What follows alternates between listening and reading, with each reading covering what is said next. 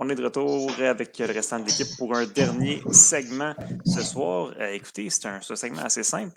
On va vous demander c'est quoi votre bold prediction ou votre prédiction audacieuse pour la saison 2021-2022. Évidemment, si vous en avez plus qu'une, vous pouvez y aller. On va écrire également la question dans le bas de l'écran pour ceux qui veulent participer en écoutant à la maison. Les gars, Nicolas, je vais commencer avec toi. C'est quoi ta prédiction qui va nous surprendre? On va parler de Kéké. Oui, puis moi, c'est fini. Oui, puis moi, c'est fini.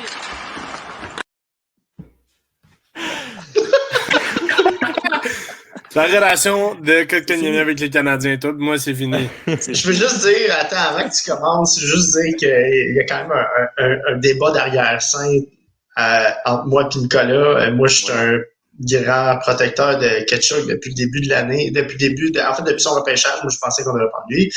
Nicolas, il a tout le temps défendu Kéké, sauf, mettons, dans les séries l'année passée.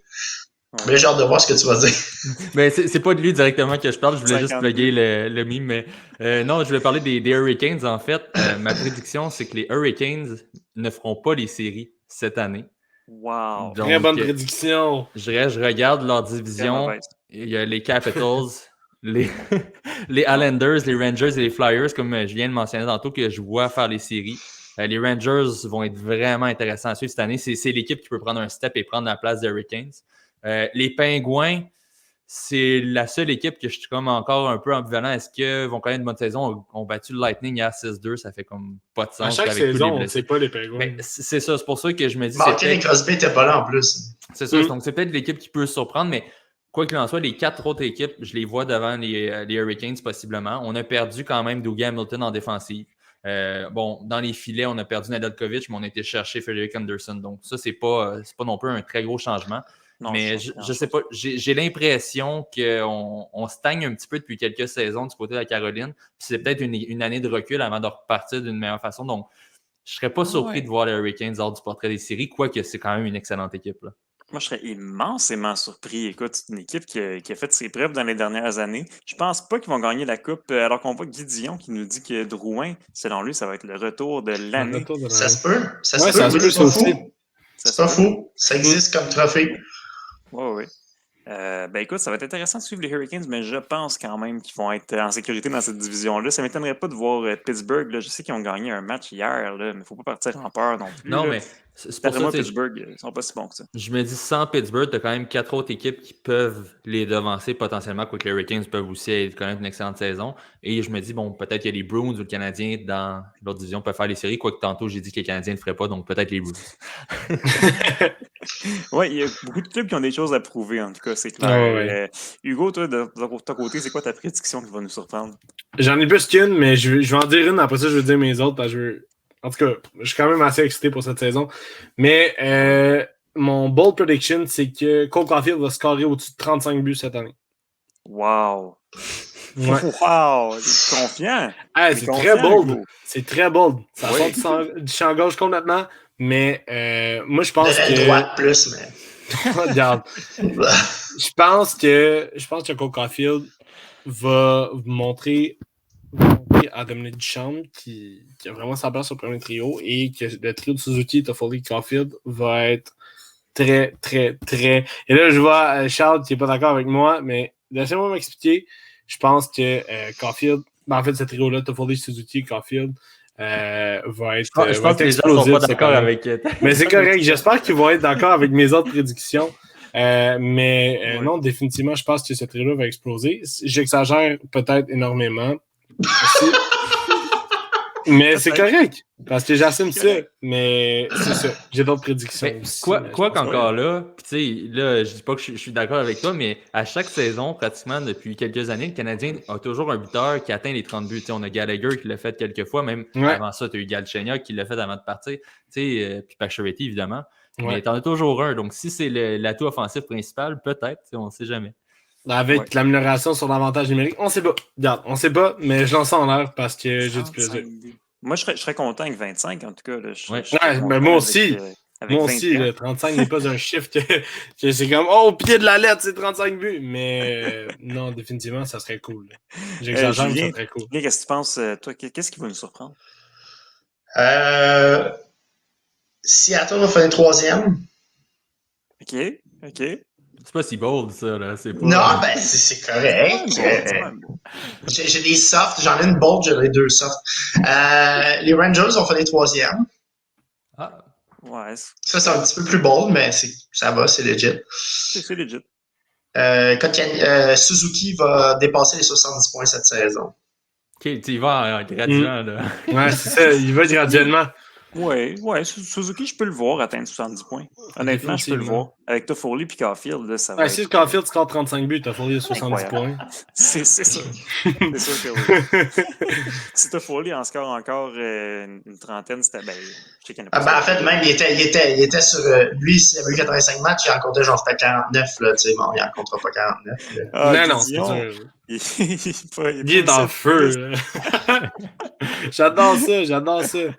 Puis moi, ben, regarde, je vais vous lancer. Moi, je pense que Connor McDavid va aller chercher 140 points. 150. 150, je sais 200, pas. je pense.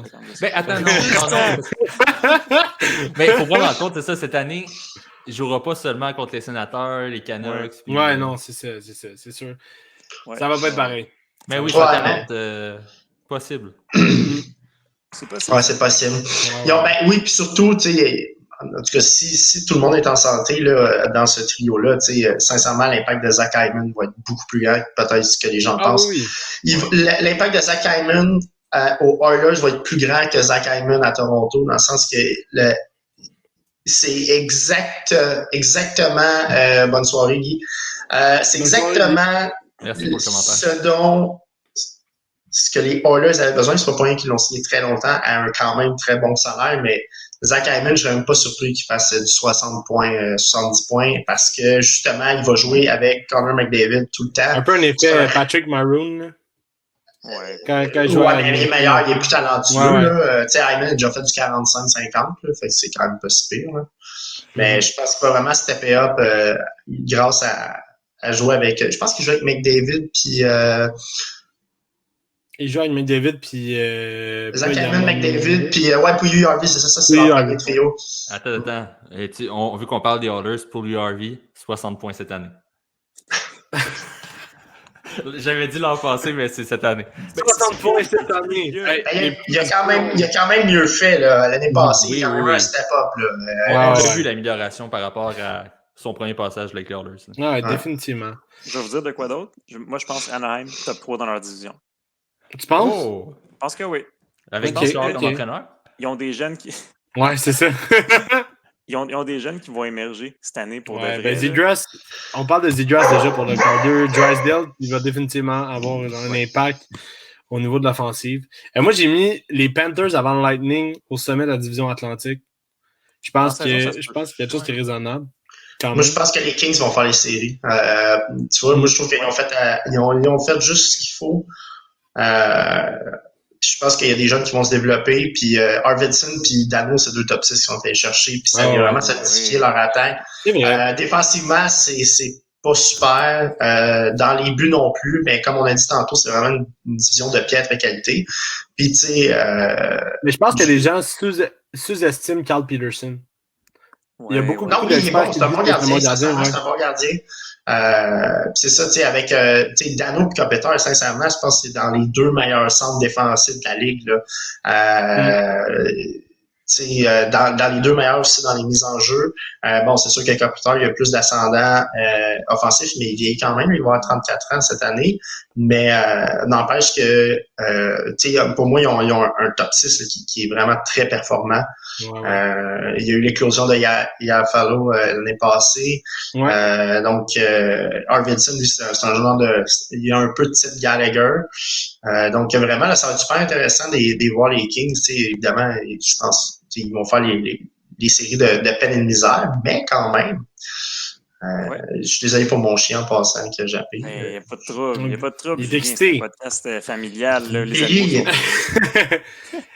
moi, je pense que les Rangers vont finir au sommet de la métropolitaine. Ah, ça, c'est bon dans ta barouette. Ça, c'est bon. Ça, c'est bon. Moi, je pense que les Rangers, cette année... Hey, on peut-tu juste écrire toutes les atrocités qu'Hugo a dit aujourd'hui? Puis c'est tellement ça, des atrocités. Non, mais s'il y en arrive une, c'est celle que t'as calé, là, moi, je pense que je te donne un vrai chandail de hockey pas fait en Chine. Yes! Parfait. Julien va le Parfait. tricoter lui-même. Mais moi, je pense sincèrement que les Rangers vont se battre avec les Caps, avec les Flyers, avec les Hurricanes pour le sommet de cette division-là parce que on a Gérard des Galland. joueurs. Ouais, on a Gérard Galland, nouvel entraîneur. On a Lafrenière qui va définitivement step up comparativement à l'année dernière. Puis ça avait Il y a eu bien une fini la bonne fin saison. de saison, c'est ça Ouais, exactement. c'est ça. Il a fini la saison, Zibanejad avec son nouveau contrat. Non, écoutez, je pense que les Rangers, ça va être sérieux cette année. Je vais finir avec ça pour mes prédictions.